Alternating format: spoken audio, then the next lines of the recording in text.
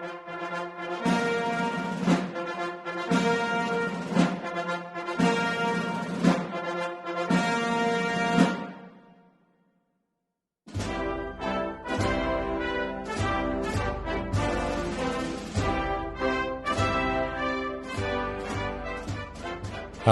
and welcome to a special bonus episode of Wise About Texas. I'm Ken Wise, your host, and I wanted to do this episode as a tribute to the life and times of the 41st President of the United States, George Herbert Walker Bush. We lost President Bush last Friday. I'm releasing this episode on Wednesday, December the 5th, 2018, the day of the state funeral in Washington, D.C. The reason that I wanted to do this bonus episode is that President Bush was a Texan. And I got to thinking the other day, what is it that makes us Texans? Do you have to be born here? That's probably the most common definition, and most certainly someone who's not born here will be trumped in any conversation by somebody that was born here, and then we'll start arguing about how far back our ancestors go. But is that really what it means to be a Texan? I don't think so. I think what it means to be a Texan is to live your life a certain way, to exhibit a certain character, a strength of character, to exhibit certain qualities, individualism, perhaps even idealism, a great work ethic, a strong set of values to which you remain true your entire life, and, of course, a presence in Texas. Well, let me tell you, President Bush had all of those things. Born in the Northeast, when he was 18 years old and graduated high school, his parents wanted him to go to college, and he would have gone to Yale, and he had an opportunity to do so and avoid fighting in World War II. But that was not President Bush. He said, no, I'm going to go join the Navy, and I'm going to be a pilot. And that's exactly what he did, and he was the youngest, as far as we know, the youngest naval aviator ever to get his wings. He flew in World War II successfully until the Japanese shot him down on a mission. And what's significant about that event, he was fished out of the Pacific Ocean by a submarine. What's significant is that the rest of his crew were lost, and that stayed with him his entire life, and I believe probably shaped the gentleness he exhibited even while exhibiting extraordinary toughness. I've had occasion to meet many World War II veterans, and they seem at a quiet peace. And I think when you face death, as President Bush did in war, that happens. He did graduate from Yale, and, by the way, played in 2 College World Series in the 40s. He was a fantastic athlete, and he had an opportunity to follow what might be considered a traditional path for a Northeasterner and join his father's firm, Brown Brothers Harriman, on Wall Street, but he didn't do that because he wanted to make his own way. That sounds a lot like the early Texans to me, and he made his own way. He became an oil tool salesman, starting at the bottom in California and other places. He settled in Midland, Texas. He formed an oil company eventually, called Zapata, which morphed into, eventually, Pennzoil, and was successful in the oil business. But he had such an ethic of service, something to do something for his fellow man, to do something for his country. He ran for office, and you know what he did? He failed. He didn't make it. And many people, and I've seen it personally, being in politics myself, will just quit. Will just say, you know what, this is not for me, obviously, because I didn't make it the first time. That is not George Bush. He kept trying. He knew that he was called to serve this country, that he was capable of serving this country, and he was elected to Congress. By this time, he lived in Houston. He left Congress to run for the Senate, his second run for the Senate, and he didn't make it. And he had been in Washington, and maybe this time he would think, this is not for me. I'm not going to serve. I'm just going to go back to business. But he didn't do that. He did go back to business, but he knew in his heart that he was called to serve the country. President Nixon agreed. President Bush became ambassador to the United Nations. He became an envoy to China. We didn't have diplomatic relations, so he wasn't technically an ambassador, but he was our first envoy to China, and what a critical time that was in American-Chinese relations. And he helped shape that and start that. And President Nixon wisely realized that he was the right kind of person with the right kind of character and the right kind of manner to make that happen, and he did. Listeners are probably more familiar with his years as Reagan's vice president. One interesting story from that time that I've heard in the many tributes to President Bush that have been going on during this time is that when President Reagan was shot, and of course Vice President Bush became President Bush for a time, and they wanted to land Marine One on the White House lawn, and President Bush said no. The President of the United States, Ronald Reagan, lands on the White House lawn. He didn't have to exhibit that humility, but that was George H.W. Bush. The Berlin Wall fell while George H.W. Bush was president, and he could have gone over there and he could have taken credit he deserved, at least a lot of, but he didn't do that. He said this is the moment for the people of Germany.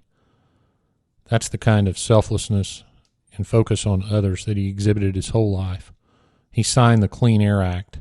He signed the American with Disabilities Act, probably one of the most consequential pieces of legislation in the last 50 years. He nominated Justice Clarence Thomas to the Supreme Court, one of the most important and consequential and great justices of modern times. Of course, the Gulf War occurs during his presidency. And one interesting story from that time is when Saddam Hussein invaded Kuwait, I heard a story that President Bush and Margaret Thatcher got together and decided, in Bush's words, this will not stand. He was resolute, and of course that war was prosecuted to successful conclusion in an extremely short time. He didn't win re-election, and plenty of talking heads are discussing why. There was a third-party candidate that came in and sort of messed up the voting, etc., but whatever. It didn't matter. He was an extraordinarily consequential president, and we are grateful for his service. But you know, as good as he was in office, he was almost a better example after the presidency. He withdrew from public life in the sense that he would not criticize his successor publicly.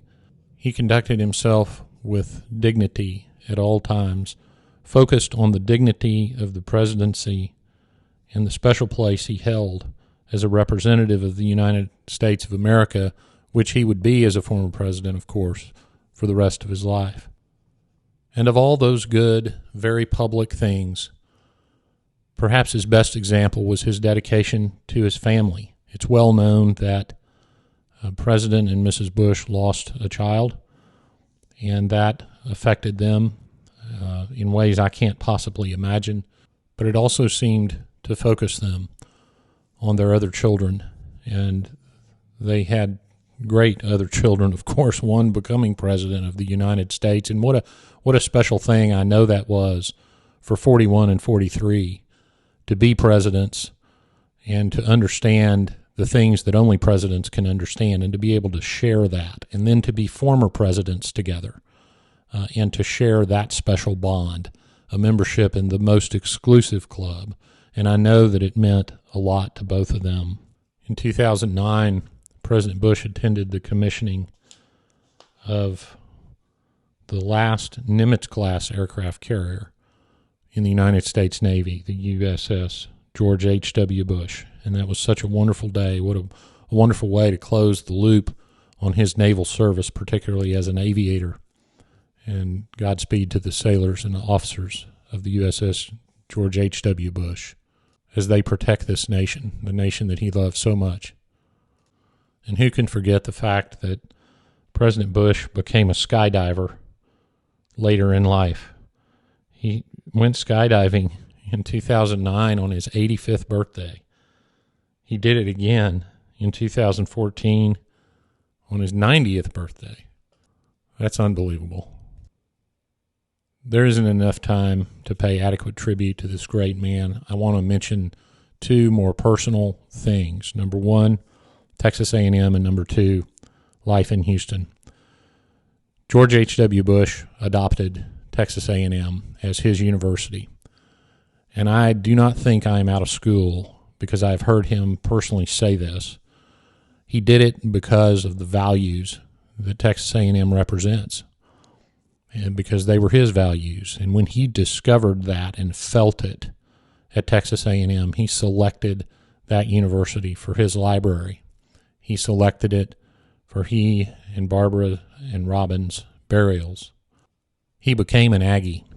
He was a fixture on campus. I was a member of an organization that presented him with an award at his library, and you could just tell that he loved Texas A&M. And he had one of the things, and he was at all the football games for a long time and was there teaching classes. Members of his administration came and taught classes at the Bush School of Government. And but what I remember that when I realized he truly was an Aggie was when he showed up one day at a football game in a maroon blazer. That was the giveaway. I knew he was committed at that point. He spent a lot of time at Texas A&M. He loved that school, and we loved him too. Second, I want to talk about life in Houston. I grew up in Houston on the west side of town, and I was privileged to be around President Bush, his good friend Secretary Baker, and members of the Bush family, and still am. And when you live in Houston, it doesn't matter if you're a waiter or a waitress, a driver, a mailman, or even a Texas history podcaster and a judge. When you're around President Bush, he's going to remember you. He's going to appreciate what you're doing. He's going to pay attention to what you're doing. He's going to get to know you if you see him regularly, and he's going to be kind to you. That was President George H.W. Bush. He was committed to the United States of America. He was smart. He was dedicated to serving others. He was kind. He was gentle, but he was tough. I want to close with a personal story. The day before Election Day, 2008, many of us who were on the ballot, judges, the district attorney, some others, were having lunch at a restaurant on the patio. We were stressed about the election the next day, as candidates are always stressed about elections, and the outcome was uncertain in 2008 here.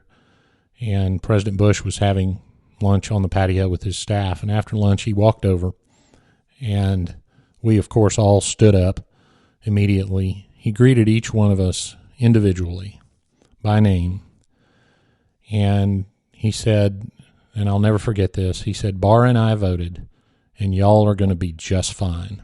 And that really buoyed our spirits. But what was funny is, of course, the next day we all lost, and we laughed about that and the power of a former president. And we didn't laugh about the loss, I can tell you that, but we laughed about the encounter later. And I saw President Bush and shortly thereafter, and I reminded him of what he had told us the day before Election Day, and he chuckled and he said, well, he goes, "Next time, if you run again, I'll vote for you twice." And that became our joke. I would see him around town, and every time I would remind him, but, shortly thereafter, I didn't have to remind him. He would see me, and he would say something about it. And that right there is George H.W. Bush. I'm just one person. He had no need to remember me. He had no reason, but he did. And he did that for thousands of people around this country and around the world. George H.W. Bush was a great example to all of us. So I encourage you very much to study his life, to read the tributes to him, especially from people who knew him the best, his family, his coworkers, and try to be a little more like George H.W. Bush. Godspeed, Mr. President. Ceiling and visibility unlimited.